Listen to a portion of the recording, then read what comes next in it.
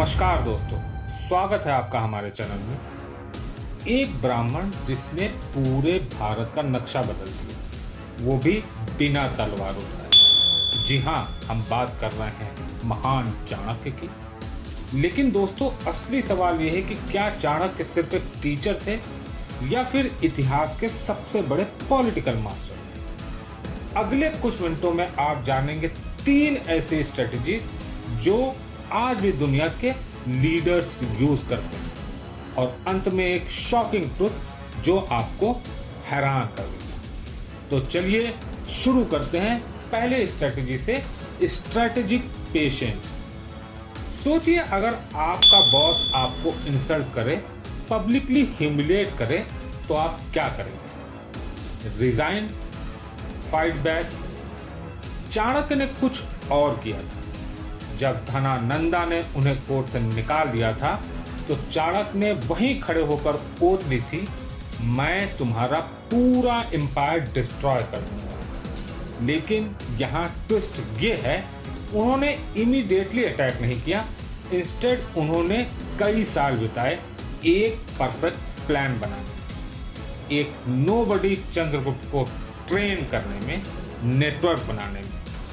आज के टाइम में हम इंस्टेंट ग्रेटिफिकेशन चाहते हैं, तुरंत रिजल्ट चाहिए, लेकिन चाणक्य ने समझा real power long term game में। वे जानते थे कि इमोशनल डिसीजन से टेम्पररी विन मिलती है, लेकिन कैलकुलेटेड पेशेंस से एम्पायर बनते हैं। लेकिन पेशेंस अकेले काफी नहीं था, उन्हें चाहिए था कुछ और भी डेडली, और वो दूसरी स्ट्रैटेजी थी इंफॉर्मेशन वारफेयर। यहाँ एक अनकंफर्टेबल ट्रुथ है, चाणक्य प्रोबेबली भारत के पहले फर्स्ट स्पाई मास्टर थे। अर्थशास्त्र में लिखा है, राजा के पास स्पाइस होने चाहिए, फार्मर्स की तरह, मर्चेंट की तरह, सेंट की तरह, यहाँ तक कि वाइफ्स और चिल्ड्रन भी। साउंड फैमिलियर दोस्तों? यही तो आज की इंटेलिजेंस एजेंसीज करती हैं। लेकिन यहाँ जीनियस पार्ट ये था, चाणक्य ने इंफॉर्मेशन को सिंपली कलेक्ट नहीं किया, उन्होंने इसे स्ट्रेटेजिकली लीक किया। वो नंद डायनेस्टी के अंदर डिस्ट्रस्ट क्रिएट करते थे, मिनिस्टर्स को मिनिस्टर्स के अगेंस्ट टर्न करवाते थे। Classic divide and rule. Think about it, आज भी सक्सेसफुल पॉलिटिशियन यही करते हैं। Right, media leak, strategic rumours. 2000 साल पहले सोशल मीडिया नहीं था, लेकिन चाणक्य ने ह्यूमन साइकोलॉजी का परफेक्ट अंडरस्टैंड किया था।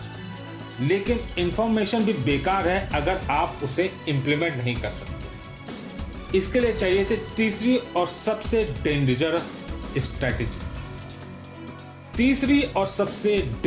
स्ट्रेटेजी, और वो थी इमोशनल मैनिपुलेशन।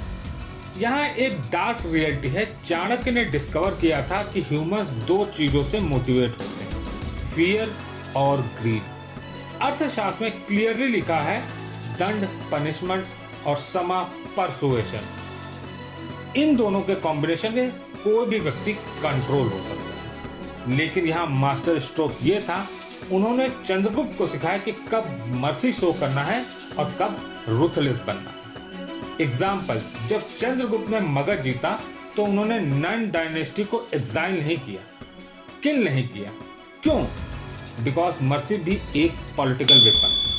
पीपल को लगा कि न्यू रूलर कंपैशनेट है, लेकिन साइमल्टेनियसली मैसेज भी क्लियर था, अपोज करोगे तो कॉन्सिक्वेंसेस भुगतने पड़ते। यही बैलेंस आज के सक्सेसफुल लीडर्स में देखते हैं।